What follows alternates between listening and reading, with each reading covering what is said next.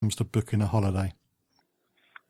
Probably not doing enough research, actually, and kind of rushing into it. I also think that we can be very, very guilty of paying for it when we can't afford it, and often we can get ourselves into debt as a result of it.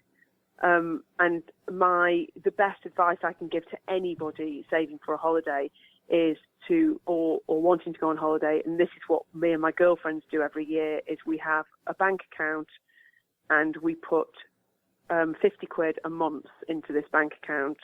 And so that means obviously at the end of the year we've got 600 quid. And that sometimes our holidays cost us miles less than that. Usually they do, actually. That can even last us for 2 years. But at least we know that the money's there. And when it comes to booking the holiday, we don't notice it. And I think with life is always going to cost what life costs us, if you know what I mean. And it can be very, very difficult to save. So I think as soon as the paycheck comes in, same day, there ought to be a direct debit. It can be 30 quid a month, whatever the number is, just putting a little bit aside, because we need our breaks. And of course, we all relax in very different ways. For me, it is a holiday and travel. That's how I switch off. Other people, it's different things. But if that's what you need and want every year, then I think don't rush into it when you can't afford it. Save for it. Yeah, there's a lot of people who pay for their holidays for years, aren't there? Yeah, exactly. And of course, I think it's extremely important that we have the relaxation time. But I do think there's a way of doing it so that it doesn't kill us. Where's your favourite destination? Wow, that's almost impossible to answer, actually. I love to travel. Love to travel. And I could give you an endless list of amazing places. We love the east coast of Australia. I think Byron Bay in Australia is one of the most amazing places I've ever visited in my life. I loved it. I also love parts of Africa. I think of incredible. I love Thailand. I love Japan. I've been very lucky and I've travelled a lot. And I don't think I've ever been anywhere that I've not really liked.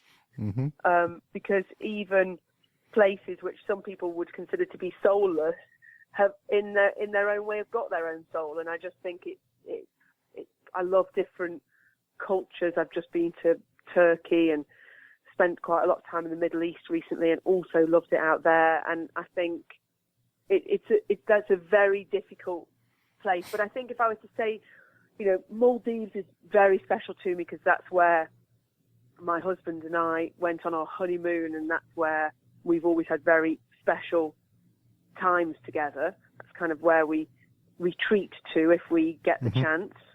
But I think probably east coast of Australia, because I've travelled there quite a lot with I've got 4 very young kids, and we've been many times since when I only had 1 or 2 or 3 or 4, and we love it there. Australia's always been very, very, very good to us. We've had a fantastic time every time we've been. So probably Australia.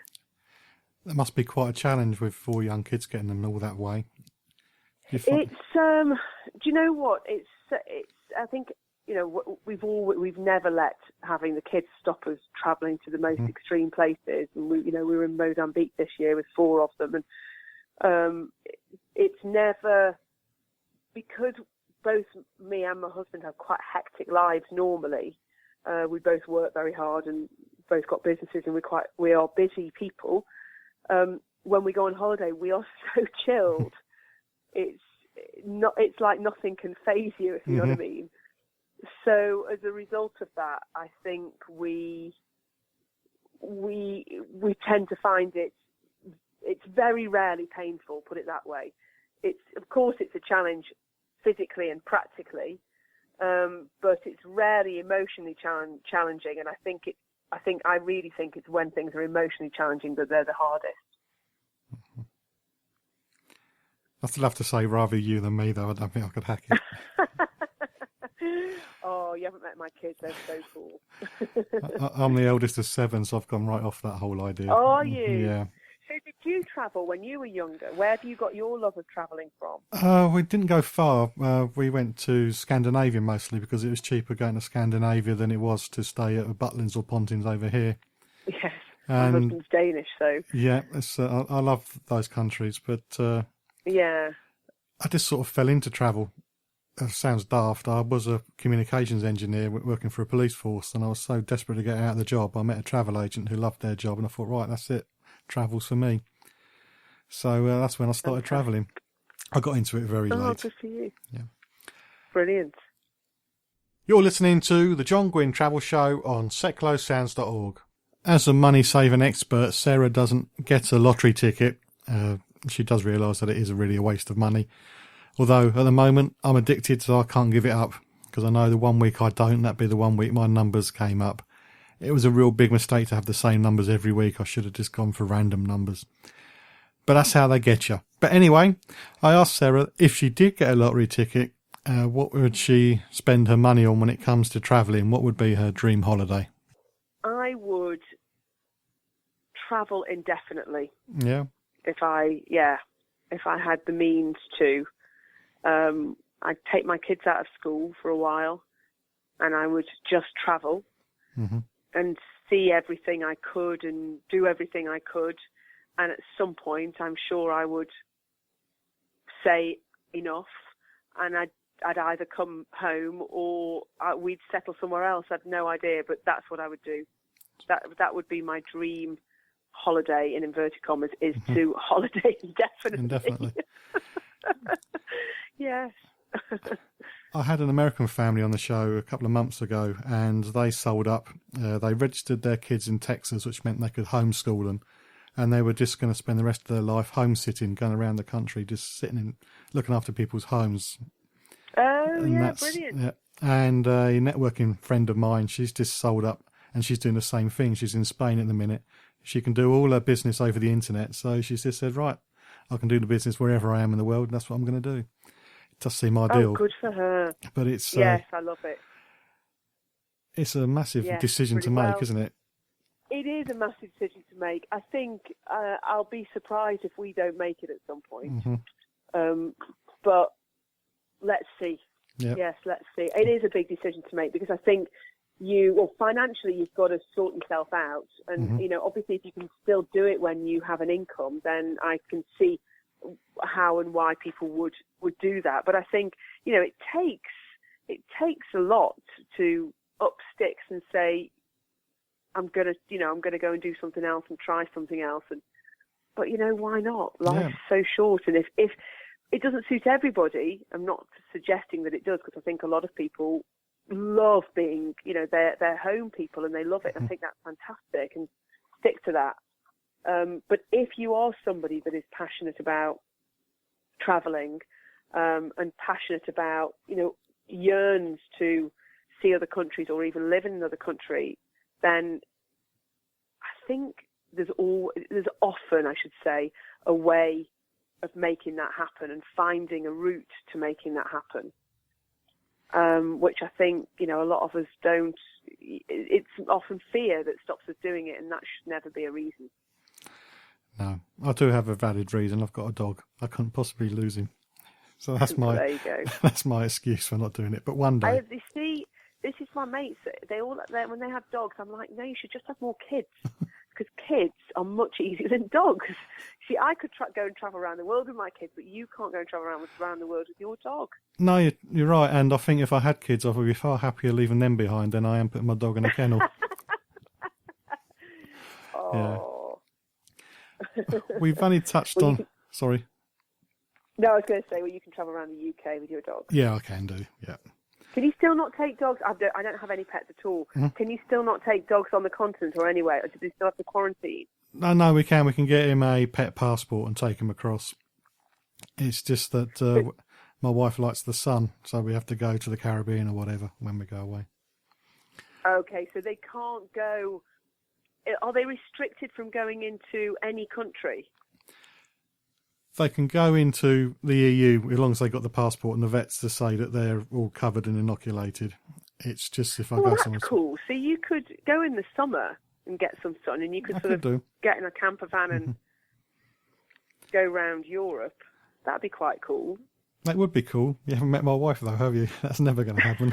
She's a Caribbean girl. Yes, she is. Feel it. Yeah. Caribbean and the Maldives. Excellent. Brilliant. Fine. I just want to ask you just to remind us what your website address is, please.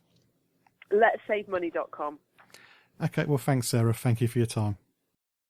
Well, we've reached the end of the show. I hope you found the information interesting. I know the tips that Sarah Wirenham shared were of great interest to me. Even though I had been in the travel industry for a while, it's always great to get input from somebody else to help you get the best value for money when it comes to doing stuff. And Jaffa is definitely on my list to visit as well. But I think the way that Michelle gets her passion across, she could probably sell me a trip to a rubbish tip. She's always so passionate and so great when it comes to talking about a destination. But anyway, I'm going to have to pop over there. It's not that difficult to get to from my local airport, Luton. So one day, perhaps quite soon, and I'll tell you all about it when I come back. If there's any particular part of travel you want covered on the show, do let me know. Facebook.com/John Guinn Travel Show. You can post on there saying, "Oi, John, please can you investigate this?" and I'll get somebody on. It's the same Facebook page for when you want to look at the web addresses that were mentioned on today's show.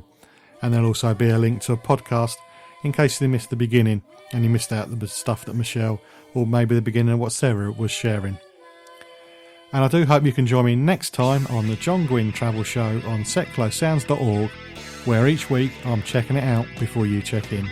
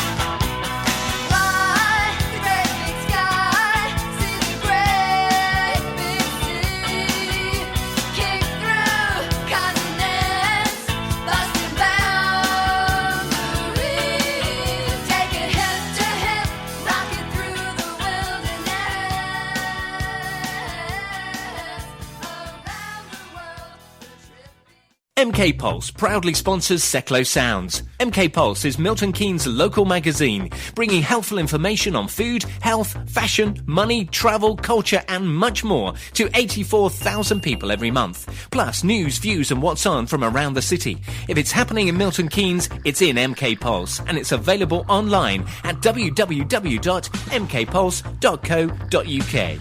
MK Pulse and Seclo Sounds, the heart and soul of the city.